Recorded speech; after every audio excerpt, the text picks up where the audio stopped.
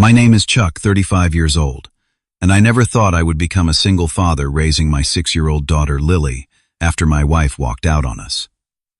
Despite our challenges, Lily is my whole world. I thought I could trust my parents to watch her during my important business meeting last Tuesday. When I arrived early to pick her up, what I witnessed shattered my heart and changed our family forever. Before I continue this painful story, I would love to know where you are watching from. Please hit like and subscribe if you believe in protecting children from emotional abuse, and join me on this journey of standing up for what is right. My marriage to Grace seemed perfect from the outside. We met in college, fell in love, and built what I thought was a strong foundation. When Lily came along, she was this beautiful bundle of joy with bright eyes that sparkled with curiosity. Those first 2 years were challenging but wonderful. I started my tech company during that time, working endless hours to provide for my family while still making time to be there for Lily's first words, first steps, all those precious milestones. Then one day I came home to find Grace's closet emptied and a note on the kitchen counter. She claimed she wasn't meant to be a mother and needed to find herself. No warning. No proper goodbye to our daughter. Just gone. The divorce papers arrived a week later, along with her relinquishment of all parental rights. She didn't even ask for visitation. Suddenly, I was alone with a 2-year-old who kept asking where mommy went. Those first few months were the hardest of my life. I juggled my growing business with diaper changes, learned to braid hair from YouTube videos, and sang lullabies until my voice gave out. Sleep became a luxury I rarely enjoyed. Despite the challenges, Lily and I developed an unbreakable bond. She's smart, compassionate, and has this incredible resilience that amazes me every day. She inherited my brown hair and her mother's green eyes, but her personality is uniquely her own. When she laughs, it's like the whole world lights up. My relationship with my parents has always been complicated. Robert and Martha come from old money and traditional values. They believe children should be seen, not heard, and they never approved of my decision to start my own business instead of joining the family investment firm. My sister Diana, on the other hand, followed their prescribed path, perfectly marrying into another wealthy family and having 2 daughters who my parents adore. 4 years ago, my parents faced a financial crisis after some poor investment decisions. Despite our strained relationship, I couldn't let them lose their home of 30 years. I purchased their house, allowing them to continue living there while I took over the mortgage payments. It was a substantial commitment, but I believed it was the right thing to do. What I didn't realize at the time was how much additional support they were providing to Diana and her family. Diana has never held a steady job, preferring to live off our parents' generosity. Her husband works, but they maintain an extravagant lifestyle far beyond his income. My parents continually make excuses for her, claiming she's focused on raising her children properly. Her daughters, Sophia and Emma, are treated like royalty in the family, participating in expensive activities and receiving lavish gifts. Whenever we visit, the contrast in how my parents treat Lily versus her cousins is painful to witness. They shower Sophia and Emma with praise and attention, while barely acknowledging Lily's achievements. If Lily gets an A on her spelling test, they respond with indifference. If her cousins accomplish the same, it's celebrated as evidence of their exceptional intelligence. I've confronted my parents about this favoritism many times, but they dismiss my concerns. They insist they treat all their grandchildren equally, despite clear evidence to the contrary. After these conversations, they make a token effort to include Lily, but quickly revert to their old patterns. Despite these issues, my busy schedule sometimes necessitates leaving Lily with my parents. I've tried hiring nannies, but Lily expressed discomfort with strangers, and my parents insisted they wanted to spend time with their granddaughter.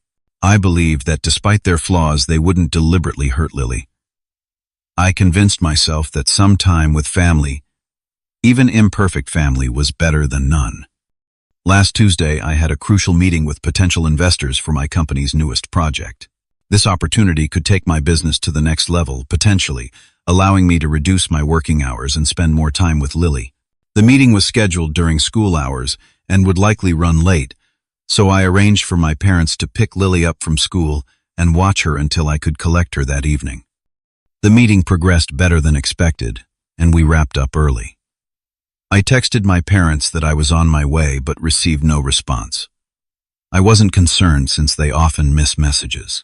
I decided to surprise Lily, imagining her excitement when I told her about possibly taking a vacation once this deal was finalized. I had no idea that I was about to walk into a situation that would forever change my perspective on family and responsibility. The drive to my parents' house was pleasant. Spring flowers bloomed in neighborhood gardens, and I rolled down the windows to enjoy the warm breeze. I even stopped to pick up ice cream, planning to surprise Lily with her favorite dessert. The suburban street where I grew up looked peaceful as always, with its manicured lawns and stately homes. From the outside, no one would guess the scene unfolding inside my parents' house. I parked in the driveway and grabbed the ice cream from the passenger seat. As I approached the front door, I heard raised voices coming from inside. My father's distinctive baritone carried through the walls, his tone sharp with anger. I paused, key in hand, wondering if I should announce my presence or wait until whatever argument was happening had subsided. Then I heard Lily's name mentioned, followed by my father's voice growing louder. Concern immediately replaced hesitation, and I quietly unlocked the door. The voices were coming from the kitchen at the back of the house. I moved through the foyer and down the hallway, the hardwood floors creaking slightly beneath my feet. What I saw when I reached the kitchen doorway froze me in place. Lily stood on a wooden stool in front of the sink, her small hands submerged in soapy water. A pile of dishes towered beside her, and tears streamed down her flushed cheeks. Her shoulders trembled with each sob she tried to suppress. My father loomed over her, his face contorted with frustration. "You need to wash the dishes." "Well, useless girl. Look at this plate. It still has food stuck to it. How can you be so incompetent? Even at 6 years old, your cousins could do this properly." My mother stood nearby, arms crossed over her chest, shaking her head in apparent disappointment. "I don't understand why you can't be more like Sophia and Emma. They're so helpful around the house. Maybe if you paid attention and tried harder, you wouldn't be such a burden." At the kitchen table sat my sister Diana, scrolling through her phone with casual indifference. Beside her, Sophia and Emma were enjoying bowls of ice cream, giggling as Lily struggled with a particularly heavy pot. One of them whispered something to the other, prompting more laughter. "See how your cousins finished their homework without complaining," my mother continued. "That's why they get treats. When you learn to behave properly and be useful, maybe you can have some too." Lily's small hands could barely grip the pot she was attempting to clean. It slipped from her grasp, splashing water onto her clothes. This prompted another harsh reprimand from my father. "Now look what you've done. Can't you do anything right?" He grabbed a dish towel and threw it onto the counter beside her. "Clean up this mess immediately." Diana finally looked up from her phone when she noticed me standing in the doorway. Rather than showing any embarrassment at the situation, she merely raised an eyebrow. "Oh, you're early. We're just teaching Lily some responsibility. Something you should be doing more of, Chuck." The shock that had momentarily paralyzed me gave way to a wave of protective fury.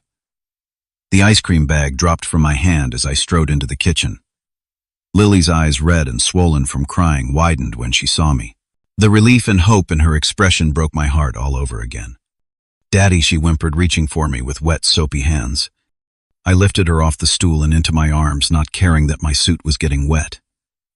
She buried her face against my shoulder, her small body shaking with sobs.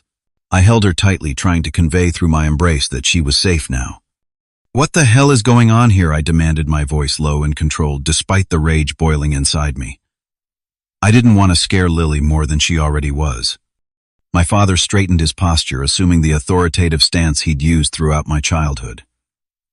"We're teaching her valuable life skills, Chuck. Something you're clearly neglecting.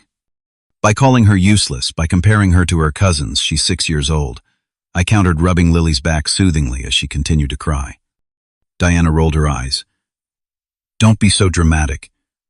Kids need to learn that actions have consequences. Lily didn't finish her vegetables at lunch, so she doesn't get dessert and needs to help with cleanup. My girls did what they were told, so they get rewarded." I looked at my nieces, who were now watching the scene with curious eyes, spoons halfway to their mouths.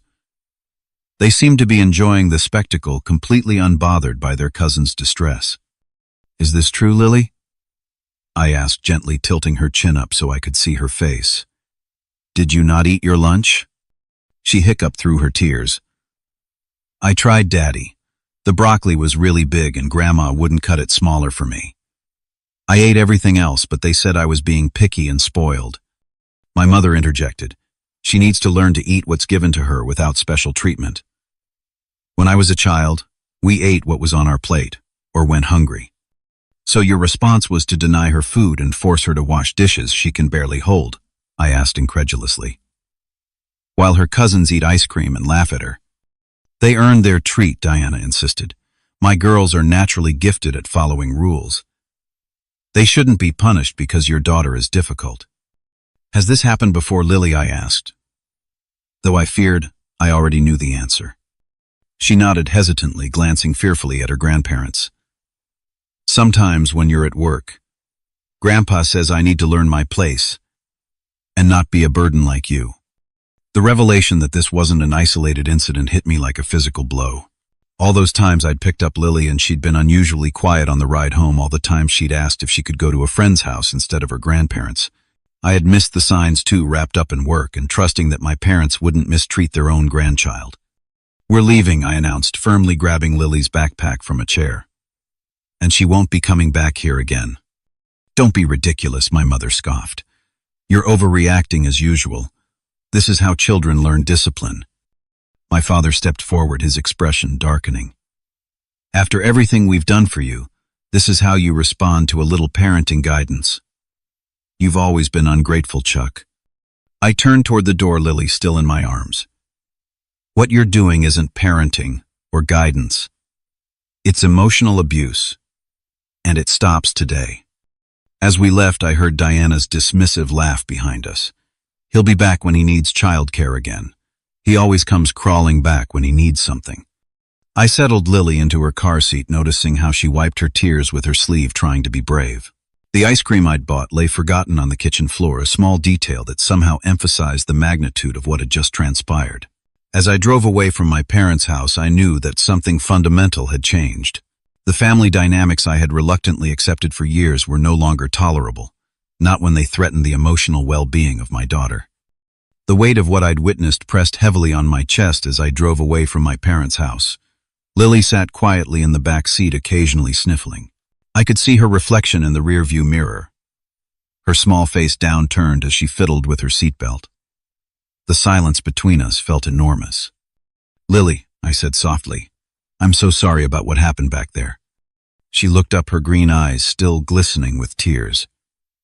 Am I in trouble, Daddy? Her question pierced straight through my heart. Absolutely not, sweetheart. You did nothing wrong. But Grandpa said I was useless, and Grandma said I wasn't good like Sophia and Emma. Her voice cracked on the words and fresh tears threatened to spill. I pulled the car over to the side of the road and turned to face her properly. This conversation was too important for divided attention. Listen to me very carefully, Lily. What your grandparents said was completely wrong. You are not useless. You're smart, kind, and incredibly important, especially to me. No one has the right to talk to you that way or make you feel bad about yourself. She wiped her nose with the back of her hand. But why do they like Sophia and Emma better? Is it because I don't have a mom? The innocence of her question broke something inside me. I unbuckled my seatbelt and moved to the back seat beside her, pulling her into a tight hug. This has nothing to do with you or anything you've done or haven't done. Some people, even adults, don't understand how to treat others with kindness and respect. This is about them, not you. We sat there for several minutes just holding each other. Eventually her breathing steadied and she looked up at me with trust that I didn't feel I deserved. I had failed to protect her from people who should have loved her unconditionally. I promise you, Lily, you won't ever have to be in that situation again. As we continued our drive home, Lily gradually opened up about other incidents. She told me how her grandmother would make her eat alone in the kitchen if she didn't finish her food fast enough. How her grandfather would compare her artwork unfavorably to her cousins. How Diana's girls would hide Lily's toys and then deny knowing where they were, leading to accusations that Lily was careless with her belongings. Each revelation felt like another knife twisting in my gut.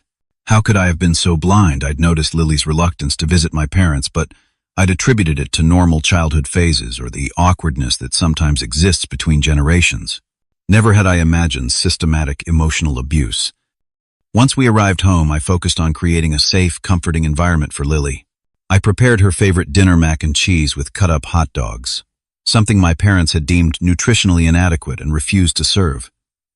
We watched a movie together, Lily curled against my side on the couch.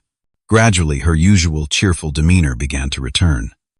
After tucking her into bed with extra stories and reassurances, I sat in the living room, phone in hand.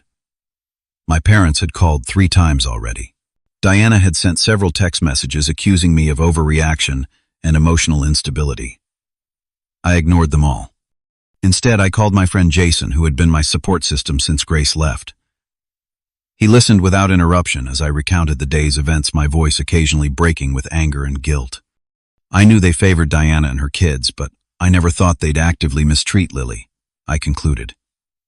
What kind of father am I exposing my daughter to that environment, repeatedly? Stop that right now, Jason replied firmly. You didn't know. The moment you found out, you removed Lily from the situation. That's what good parenting looks like. But I should have seen the signs. Maybe.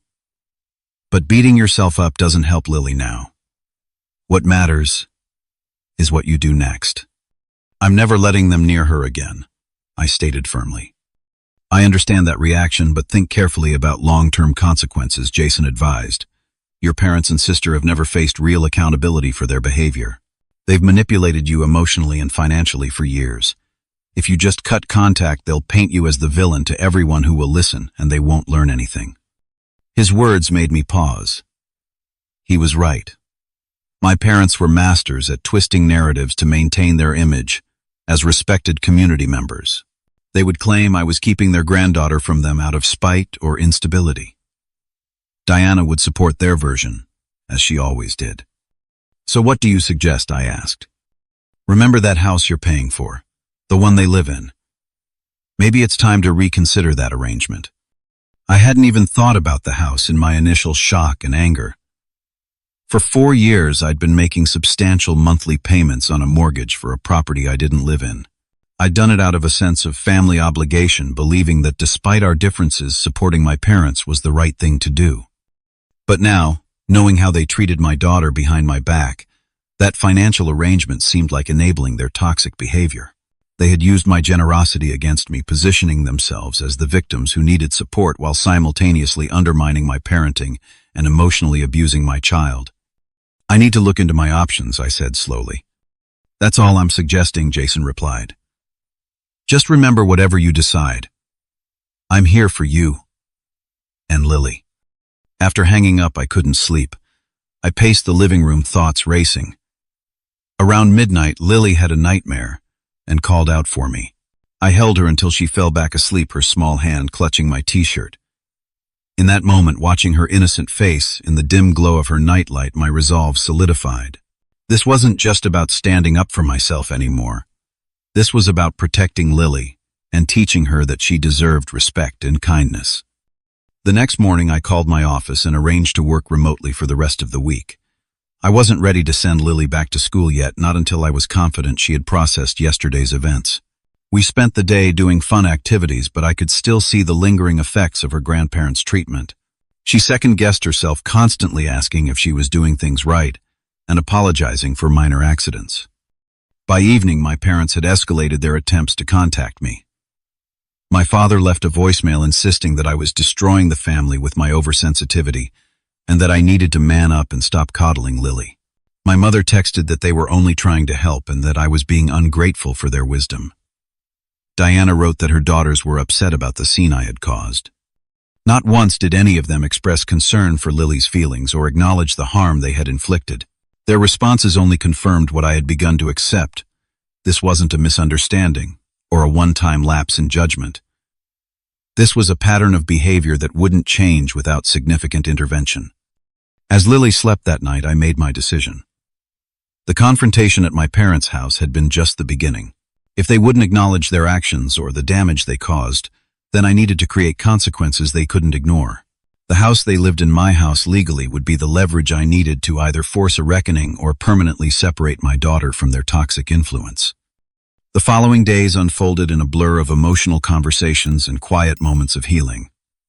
Lily and I established a new routine, one built around reassurance and rebuilding her confidence. Each morning we'd eat breakfast together, and I'd tell her something special I noticed about her. "I love how you always remember to thank the delivery people," or "the way you help your friend Zoe with her math homework shows what a kind person you are." At first she received these compliments with suspicion, as if waiting for criticism to follow. By the third day she started to believe them, even offering positive observations about herself. Small victories that felt monumental. The drive to school became our special time. I adjusted my work schedule to personally drop her off and pick her up each day, eliminating any need for my parents' involvement. During these car rides, Lily gradually revealed more about her experiences at my parents' house. Grandma would make me sit at the table until I finished everything. Even when everyone else was playing, she confided one morning, "Sometimes I'd sit there for hours until you came to get me." "Did that happen a lot?" I asked, maintaining a calm voice, despite the anger building inside me. She nodded. "Mostly when you had late meetings.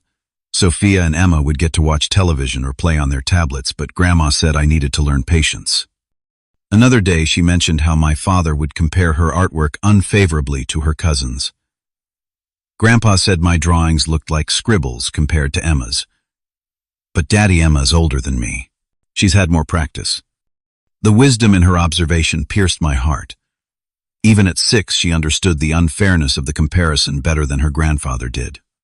Perhaps the most disturbing revelation came a week after the incident. Lily and I were building a Lego castle when she suddenly looked up at me with serious eyes. "Daddy, is our family poor?" Surprised by the question, I set down the Lego piece I was holding. "No, sweetheart. We're actually quite comfortable." "Why do you ask?" She fidgeted with a small brick. "Aunt Diana told Sophia and Emma that you're not successful like their daddy, and that's why I don't have nice things like them. She said you waste money on stupid business ideas." The casual cruelty of Diana's words stunned me. My sister knew very well that my company was thriving. In fact, I earned significantly more than her husband, but chose to live modestly and invest in Lily's future rather than flaunt our wealth. "Lily," I said gently, "different families make different choices about money. We have everything we need, plus lots of extras like your dance classes and our camping trips. But we don't buy things just to show off." "So we're not poor," she confirmed. "No, we're not. And you know what? The most valuable things can't be bought anyway, like your kindness and your creativity." She seemed satisfied with this answer and returned to building our castle. But the conversation lingered in my mind, another piece of evidence showing how my family had been undermining me to my daughter. Nights were the hardest.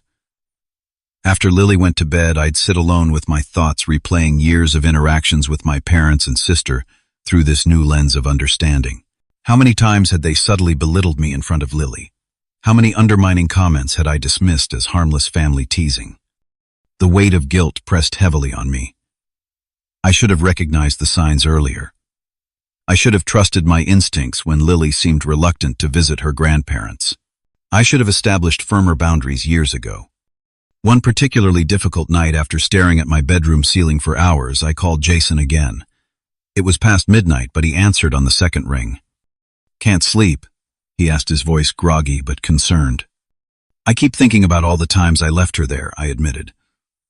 "All the damage I allowed to happen because I was too busy with work or too afraid of confrontation." "Chuck, you've got to stop this spiral," Jason replied firmly. "You made mistakes based on the information you had at the time. Parents aren't perfect. What matters is that you're taking action now. But what if it's too late? What if the damage is permanent? Kids are resilient, especially when they have at least one solid, supportive parent. Lily has you. Focus on being the father she needs right now, not on punishing yourself for the past." His words were logical, but the emotional weight remained. After we hung up, I checked on Lily, watching her peaceful sleep from the doorway of her room. The nightlight cast soft shadows across her face, and her favorite stuffed rabbit was clutched tightly in her arms. In sleep, she looked completely unburdened, the worry lines that had appeared around her eyes lately temporarily erased. I made a silent promise to her in that moment. Not just to protect her from harm, but to show her what healthy relationships looked like. To teach her that love shouldn't come with conditions or comparisons. That her worth wasn't tied to her performance or usefulness. The next day, I contacted my lawyer, Benjamin. We had worked together when I started my company, and I trusted his discretion and judgment.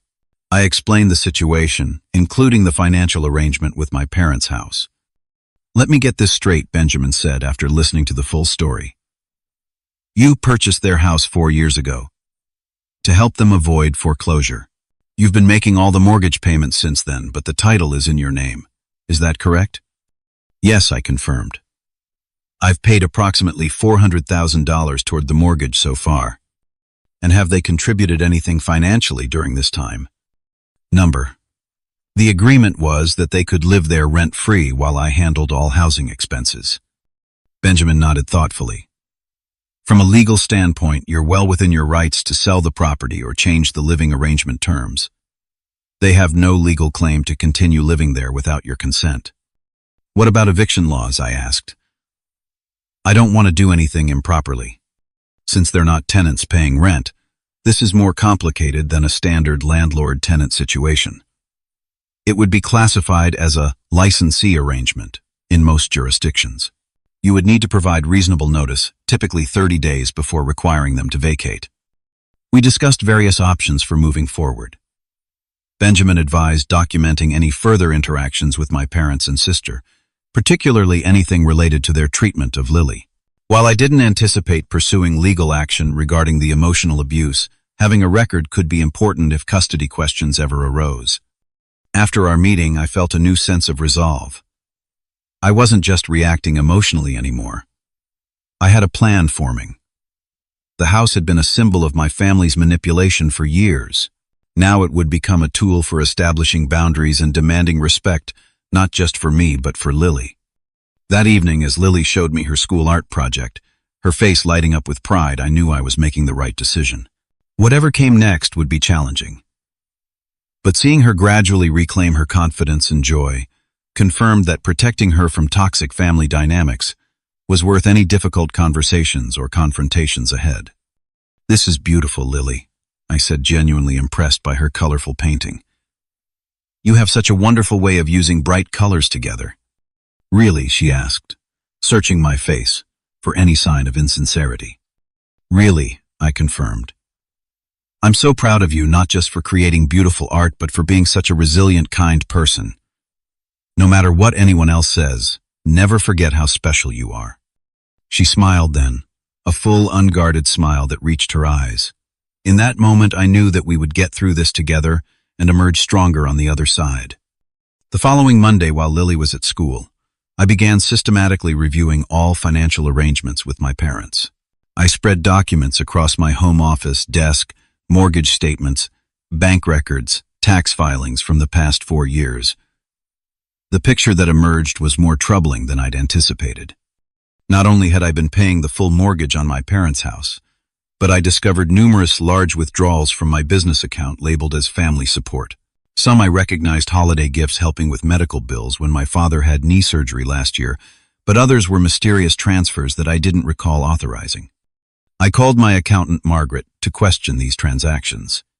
"Those were the quarterly deposits you instructed me to make to your family support account," she explained. "You said it was for your parents' living expenses. Has something changed?" I stared at the figures on my screen, calculating the total. Over $100,000 in the past year alone, beyond the mortgage payments. Did I specify how this money should be used? "No," Margaret replied. "You just said to transfer the funds to that specific account.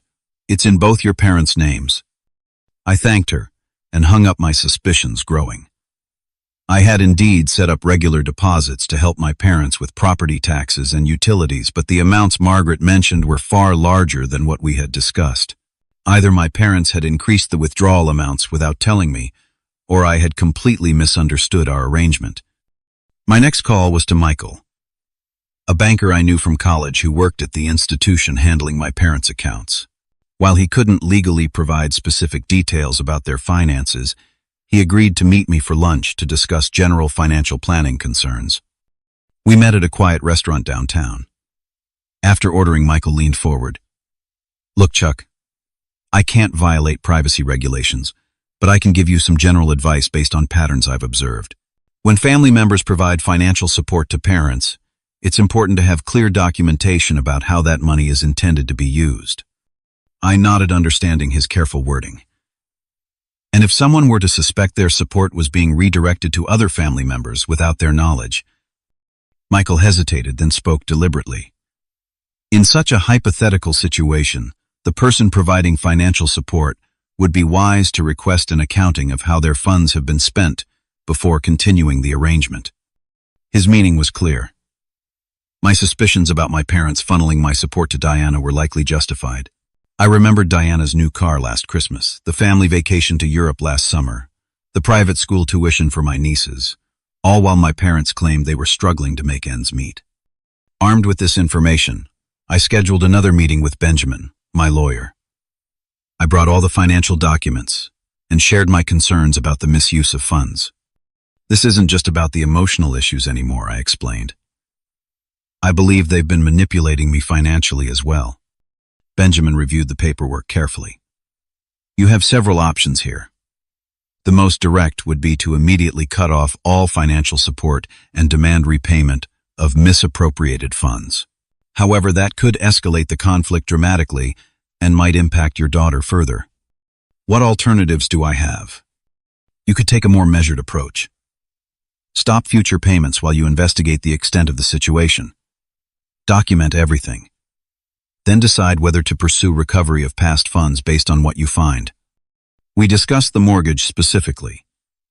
Benjamin confirmed that as the legal owner of the house, I had the right to sell it.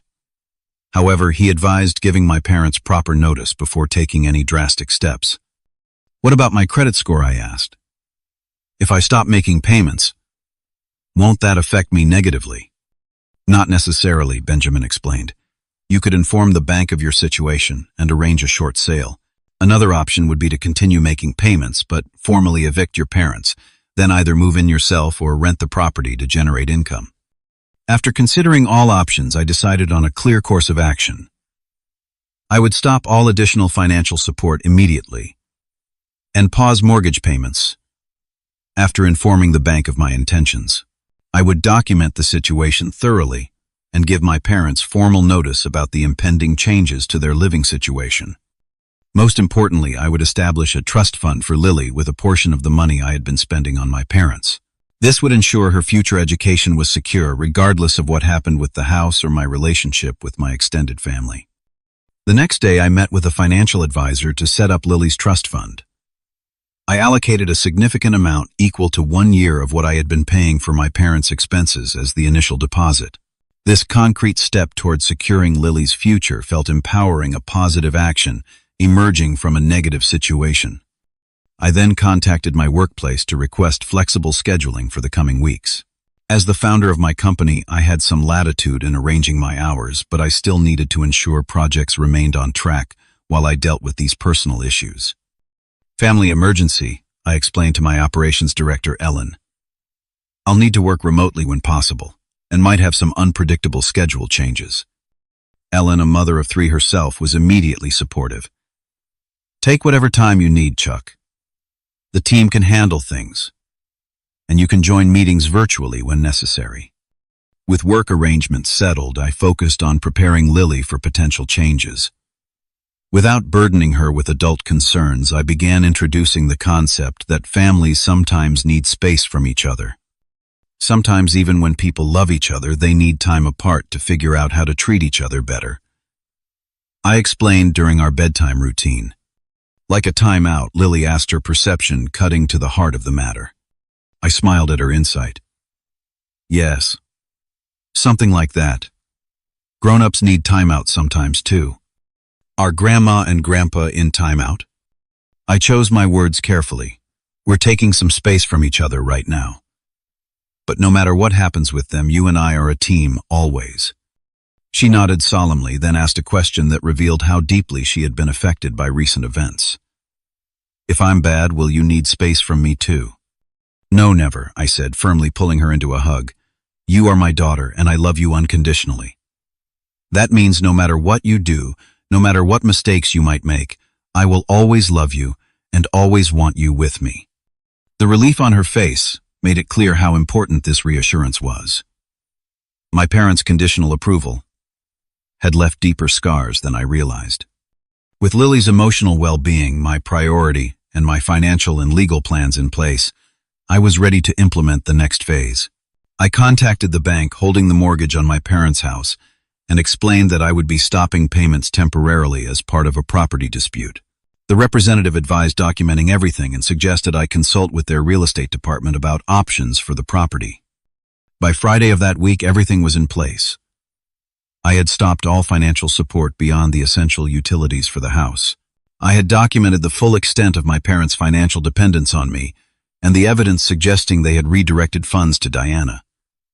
I had secured Lily's future with a trust fund, and I had prepared myself emotionally for the confrontation that would inevitably follow.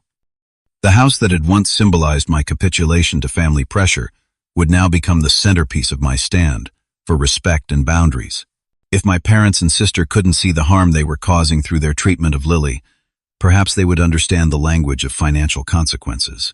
It wasn't about revenge or punishment, it was about creating meaningful change in a family dynamic that had been dysfunctional for far too long.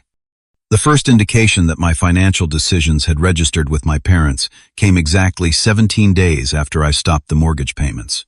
My phone rang during a late afternoon meeting, my father's name flashing on the screen. I let it go to voicemail, focusing on the project discussion at hand. Within minutes, my mother called, then Diana. By the time my meeting concluded, I had 7 missed calls and a dozen text messages. I listened to the voicemails in my office, bracing myself for their content. My father's message was predictably irate. "Chuck, the bank called about a missed payment. You need to fix this immediately. Call me back now." My mother took a different approach. "Darling, there seems to be some confusion with the mortgage. I'm sure it's just an oversight on your part. Please call when you can." Diana's message dripped with condescension. "Real mature Chuck.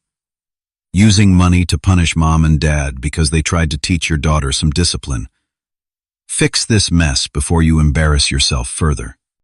I took a deep breath and replied with a single text message to all 3.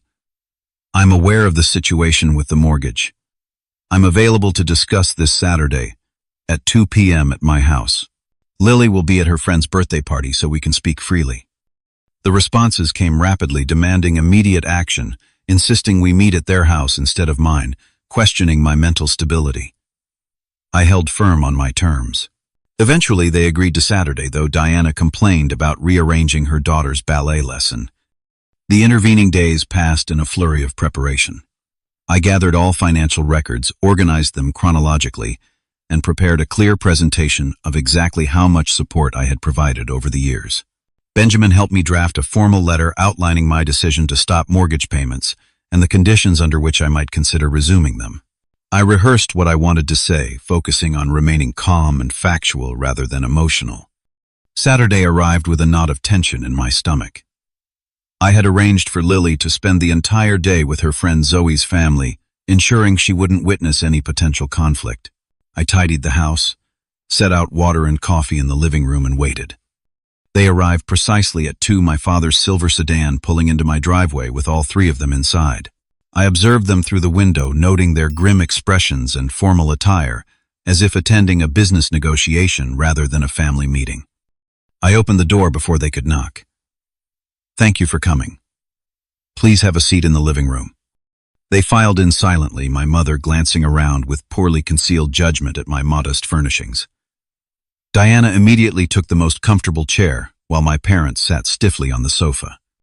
"Let's get straight to the point," my father began without preamble.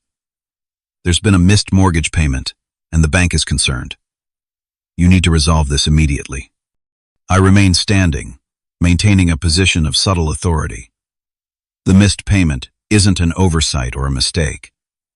It was a deliberate decision on my part. My mother's hand flew to her chest in exaggerated shock. "What are you saying, Charles? You're intentionally risking our home." "I'm reevaluating our financial arrangement in light of recent events," I replied evenly. "If this is about that ridiculous scene with Lily, you're overreacting," Diana interjected.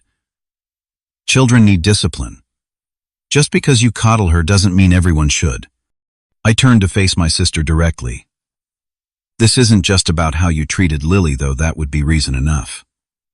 This is also about the financial support I've provided for years, and how it's been misused." My father's face reddened. "What are you implying?" I retrieved the folder of financial documents I had prepared and placed it on the coffee table. "I'm not implying anything. I'm stating facts. Over the past 4 years, I've provided approximately $500,000 in support, including mortgage payments and direct deposits to your account." My mother attempted to interrupt, but I held up my hand. "Please let me finish. I've discovered that significant portions of that money have been redirected to Diana and her family, despite our agreement that it was for your essential living expenses." Diana laughed dismissively. "So what if they help me occasionally? That's what family does." "With their own resources, yes," I countered. "Not with money specifically provided by another family member for different purposes without that person's knowledge or consent." I proceeded to outline specific examples: $20,000 for Diana's new car, $15,000 for her daughter's private school tuition, $30,000 for the family vacation to Europe, all funds that had come from my family support account. My father attempted to regain control of the conversation. "You've always been financially fortunate, Chuck. It's your responsibility to help family members who need it." "I agree that family should support each other," I replied. "But support goes beyond financial assistance. It includes respect, honesty, and kindness, all of which have been lacking in how you've treated Lily and me." The conversation escalated from there. My mother cried, claiming I was destroying the family with my selfishness. Diana accused me of financial manipulation and threatened to tell Lily that her father was punishing her grandparents. My father alternated between attempting to reassert authority and making vague promises about improving their behavior toward Lily. Throughout it all, I maintained my composure, returning repeatedly to the two core issues: their treatment of my daughter and the misuse of financial support. When emotions ran too high, I suggested short breaks, offering more coffee or water.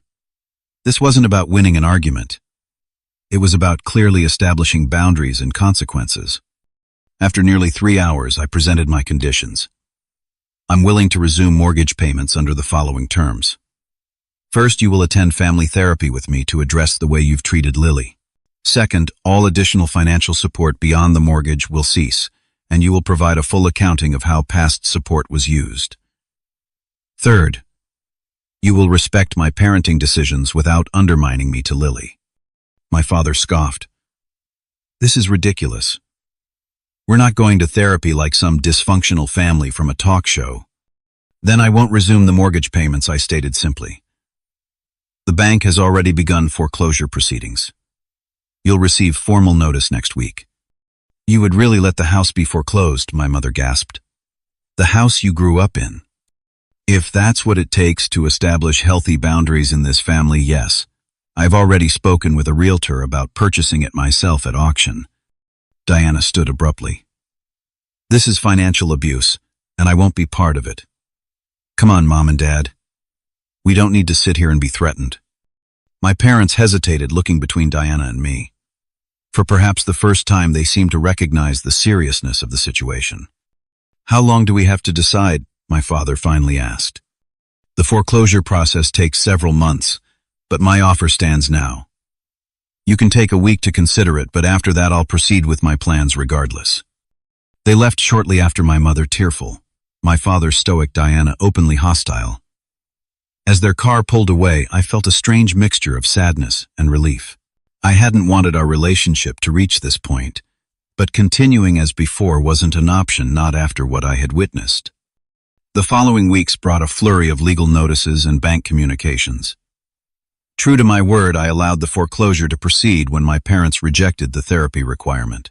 Diana launched a campaign of misinformation within our extended family, painting me as mentally unstable and financially abusive. Some relatives took her side without questioning. Others reached out to hear my perspective. Throughout this turbulent period, I maintained a calm, stable environment for Lily. We established new traditions and routines that didn't involve my parents or sister. I enrolled her in play therapy to help process her experiences, and gradually her nightmares decreased and her confidence returned. When the auction date for the house finally arrived, I attended with my lawyer. Several potential buyers showed interest, but ultimately I submitted the winning bid, purchasing the property I had already paid substantially toward over the years. The irony wasn't lost on me. I now legally owned the house twice over. My parents received the formal eviction notice the following week. Diana immediately called her voice venomous. "You've won, Chuck. I hope you're happy. Mom and Dad are devastated, and it's entirely your fault." "This wasn't about winning," I replied calmly. "It was about establishing consequences for harmful behavior. The outcome was always in your control." "So what happens now?" she demanded. "Are you throwing our elderly parents onto the street?" My offer still stands. They can remain in the house if they agree to family therapy and respect appropriate boundaries. Otherwise, they'll need to find alternative housing within 30 days. The situation had come full circle. The house that had been a symbol of my capitulation to family pressure had become the catalyst for necessary change. Whether my parents and sister would accept this change remained to be seen, but for the first time in years, I felt completely confident in my decisions. I was no longer enabling harmful behavior or sacrificing Lily's well-being for the sake of false family harmony. 2 months after the auction, I stood in the driveway of what was now officially my house for the second time. The autumn leaves swirled around my feet as I contemplated the path that had led here. My parents had initially refused my conditions, packed their belongings, and moved in with Diana and her husband. I had expected that to be the end of our relationship, at least for the foreseeable future. Then 3 weeks ago, my father had called. The conversation was awkward, stilted with pride and lingering resentment. But beneath those emotions, I detected something new: humility. "Living with Diana isn't working out," he admitted after several minutes of small talk. "Her house isn't set up for additional residents, and there's been tension." I waited, allowing the silence to draw out what he found difficult to say. "Your mother and I have been discussing your conditions," he finally continued. "The therapy requirement. We're willing to consider it." That conversation led to today. I had arranged for a family therapist to meet us at the house-neutral territory, where we could begin the difficult work of addressing years of dysfunctional patterns. My parents would arrive soon. Diana had refused to participate, calling the whole arrangement emotional blackmail. Her absence was disappointing, but not surprising. Lily was spending the day with Jason and his family. I had been clear with my parents that their access to Lily would depend entirely on their progress in therapy and their demonstrated ability to treat her with respect and kindness. They had grudgingly accepted these terms. The familiar silver sedan pulled into the driveway. My parents emerged, looking older and more subdued than I remembered. My mother had lost weight, and my father's posture lacked its usual authoritative rigidity. "Thank you for coming." I greeted them formally, leading the way inside. Dr. Melissa Carter, the family therapist I had carefully selected, was already waiting in the living room. Her warm smile and professional demeanor helped ease the initial awkwardness as introductions were made and the session began. "I understand there's been significant conflict in your family," she started, addressing all of us. "Today is about beginning the process of honest communication and understanding each other's perspectives. There are no quick fixes, but with commitment and honesty, families can heal from even deep wounds." The first session was challenging. My father struggled to acknowledge his behavior toward Lily as problematic, framing it instead as traditional discipline. My mother frequently became emotional, alternating between tearful apologies and defensive justifications. I worked to maintain clarity about my boundaries while remaining open to the process. Dr. Carter skillfully guided us through these difficult conversations, highlighting patterns and suggesting alternative perspectives. By the end of the 2-hour session, we had established a framework for moving forward weekly therapy sessions gradually, including Lily when Dr. Carter deemed appropriate, and clear agreements about respectful communication. "This is just the beginning," Dr. Carter reminded us as we concluded. Real change takes time and consistent effort. I'm encouraged by everyone's willingness to be here today. As my parents prepared to leave, my mother hesitantly approached me. Could we see a picture of Lily, just to know how she's doing? The request surprised me. In all the conflict over the house and finances, this was the first time either of them had expressed genuine interest in Lily's well-being. I took out my phone and showed them a recent photo of her proudly holding up an art project from school. She looks happy, my mother observed softly. She is, I confirmed. She's resilient and thriving. We'd like to be part of her life again, my father said gruffly. When you think it's appropriate. That's the goal of this process, I replied, neither promising immediate access nor rejecting the possibility. But Lily's emotional safety comes first. They nodded acceptance, replacing the entitlement that had characterized their previous interactions. As they drove away, I realized this was the first conversation we'd had in years that felt like a genuine exchange rather than a power struggle. Over the following months, the therapy sessions continued. Progress wasn't linear. There were setbacks, emotional outbursts, and moments when I questioned whether reconciliation was possible. But gradually, real change began to emerge. My parents moved into a modest apartment, living within their actual means for perhaps the first time in decades. My father returned to part-time consulting work, finding purpose in professional contribution rather than family control. My mother joined a community garden, developing friendships outside the insular world she had created. After 3 months of consistent therapy, Dr. Carter suggested a brief supervised visit with Lily. I prepared my daughter carefully, emphasizing that she would never have to be alone with her grandparents and could end the visit whenever she wished. Jason agreed to be present as an additional support person. The reunion was tentative on all sides. My parents had clearly rehearsed their approach, avoiding the critical comments and comparisons that had been their default mode. Lily was reserved at first, staying close to my side, but gradually relaxed enough to show them her latest school project. This is excellent work, Lily, my father said, examining her science diagram. You've labeled everything so neatly. No comparison to her cousins. No criticism disguised as advice. Just simple appreciation for her effort. As the supervised visits continued, my parents demonstrated consistent improvement in their interactions with Lily. They listened when she spoke, showed interest in her activities without judgment, and respected her boundaries. The change wasn't perfect.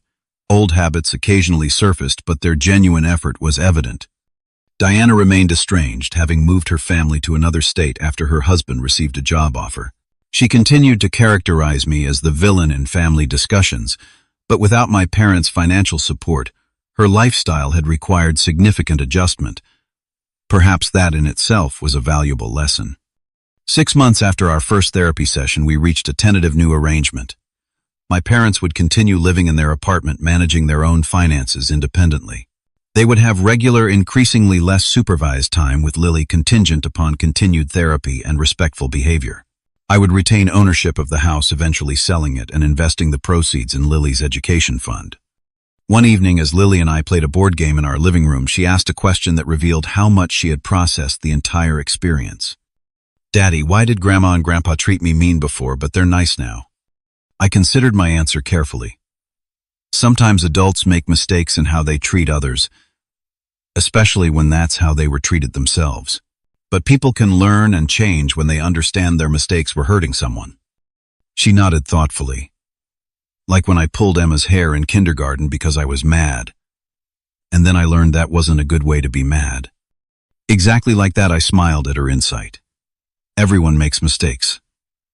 What matters is learning from them and trying to do better. She returned to the game, seemingly satisfied with this explanation. Her resilience continued to amaze me, her ability to process difficult experiences and extract wisdom beyond her years. The journey had been painful for everyone involved, but the outcome was ultimately healing. By standing firm in my boundaries, I had not only protected Lily, but potentially broken a cycle of toxic family dynamics that might otherwise have continued for generations. My parents were developing healthier relationships, not just with us, but with themselves. Even Diana, though still resistant to change, had been forced to reconsider her approach to family and finances. For myself, I had discovered a strength I hadn't known I possessed. The willingness to withstand disapproval, to prioritize what was right over what was comfortable, to use financial leverage, not as a weapon, but as a catalyst for necessary change. These lessons would serve me well in all areas of life, and more importantly, they provided a powerful example for Lily. As I tucked her into bed that night, Lily wrapped her arms around my neck in a tight hug. "I love you, Daddy. You're the best dad ever." "I love you too, sweetheart. More than anything in the world."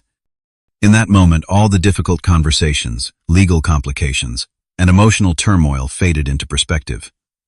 This, my daughter's well-being, her sense of security and self-worth, was what truly mattered. Everything else was just details. The experience had taught me that true family isn't defined by blood or obligation, but by mutual respect, honesty, and genuine care for one another's well-being. Sometimes protecting these values requires difficult decisions and firm boundaries. Sometimes love means standing your ground rather than giving in. As I reflect on our journey, I wonder what lessons you've learned from difficult family situations. Have you ever had to establish boundaries to protect yourself or someone you love? What helped you find the courage to stand firm? Share your experiences in the comments below, and don't forget to like and subscribe if this story resonated with you. Your support helps me continue sharing these personal stories that remind us we're not alone in our struggles. Thank you for being part of this journey, and remember, protecting those we love sometimes requires the courage to face disapproval from others. That courage is worth cultivating every single day.